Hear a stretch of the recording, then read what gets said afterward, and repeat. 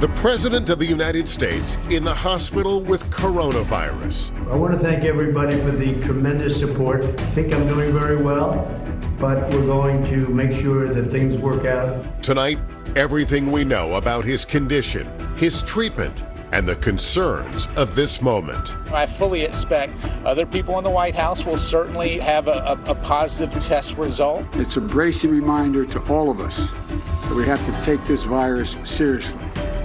It's not going away automatically. The latest on President Trump's now personal battle against the pandemic. On NBC News Special Report, the President hospitalized.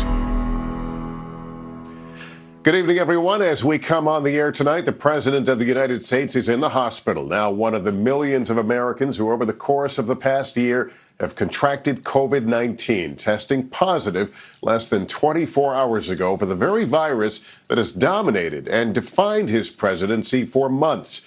Experiencing what the White House calls mild symptoms, the president was flown by helicopter late this afternoon from the White House to nearby Walter Reed National Military Medical Center. It's a stunning development in a year that has been full of them, a year dominated by a pandemic that has now claimed nearly 210,000 American lives.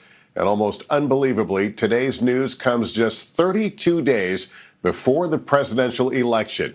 It has been an extraordinary day. A masked Donald Trump gave a thumbs up tonight as he walked out of the White House and climbed aboard Marine One, headed for Walter Reed Medical Center to receive treatment for COVID-19. The president, now one of more than 7 million Americans who have been infected by the disease. It was only last night in a phone interview on Fox News' Hannity that the president revealed he had been tested. I just went out for a test. They just do it. It'll come back later, I guess. A precaution, he said, after finding out his top aide, Hope Hicks, had tested positive hours before. Then, in an early morning tweet, he revealed his diagnosis. Tonight, Flotus and I tested positive for COVID-19. The statement just out. We will begin our quarantine and recovery process immediately. This puts us in all new territory. With the shock of President Trump's positive COVID test reverberating around the world, White House Chief of Staff Mark Meadows offered some encouraging news this morning. He continues to be not only in good spirits, but very energetic. We've talked a number of times this morning. It's unclear exactly where and when the president acquired the virus. It's been a busy week for him with events at the White House and on the campaign trail. And there's concern tonight about possible complications due to the president's age and weight. But the White House says the president has been in generally good health. The president's opponent, Joe Biden, tweeted that he was praying for the health and safety of the president and his family. From Britain, Prime Minister Boris Johnson, who battled COVID himself earlier this year, expressed confidence in the president. We all want to send our best wishes to the president and the First Lady, and I've done that this morning, as you can imagine. And I'm sure that they'll both stage a very strong recovery. Back at home, government officials rushed to get their own COVID tests. Results came in bunches from those inside the administration and out. Vice President Pence was negative. So was Secretary of State Pompeo. Across the political aisle, Vice President Biden and Senator Kamala Harris reported negative tests, too. Chief of Staff Meadows said he was negative, but also gave this sobering reality check. I fully expect that as this virus continues to go on, other people in the White House will certainly have a positive test result. As the day wore on, the early positive reports about the president's condition were tempered by word that he had a low-grade fever, according to 3 people familiar with his condition who spoke to NBC News. And Sean Connolly, the president's doctor, said Mr. Trump received a dose of an experimental antibody drug. Even as the political world was shaken by news of the president's condition, Joe Biden headed out to the campaign trail. In Michigan, the former vice president again wished the first family well and added a cautionary note. It's a bracing reminder to all of us that we have to take this virus seriously. It's not going away automatically. For his part, Vice President Mike Pence tweeted that he and his wife were praying for the Trumps' full and swift recovery. And by the end of a chaotic day in an already chaotic campaign, another Twitter message, this one from the president himself. I think I'm doing very well. Nonetheless, doctors at Walter Reed Hospital will continue to monitor the president. Our chief White House correspondent Hallie Jackson was at the White House when the president lifted off for the hospital just over 4 hours ago. Hallie, what's the latest on the president's condition? Lester, he is at Walter Reed now. He is at the hospital. And here's what I can share as far as our reporting on how the president is doing tonight. The White House continues to say that he is in good spirits and has mild symptoms. But what do those symptoms really look like? Sources familiar tell us the president is running a low-grade fever and that he's tired. He's frankly fighting fatigue. That's according to the White House physician. This is a symptom that we've seen from countless other coronavirus patients that we've talked to on these broadcasts, on others, the tired factor. And that is something the president is feeling. You can see him walking out to Marine One earlier today, just before he lifted off. The question that has been consuming much of the day has been, if the president tested positive, the president walking out with White House Chief of Staff Mark Meadows, who else in his circle is also potentially positive? What are these other tests that you're seeing?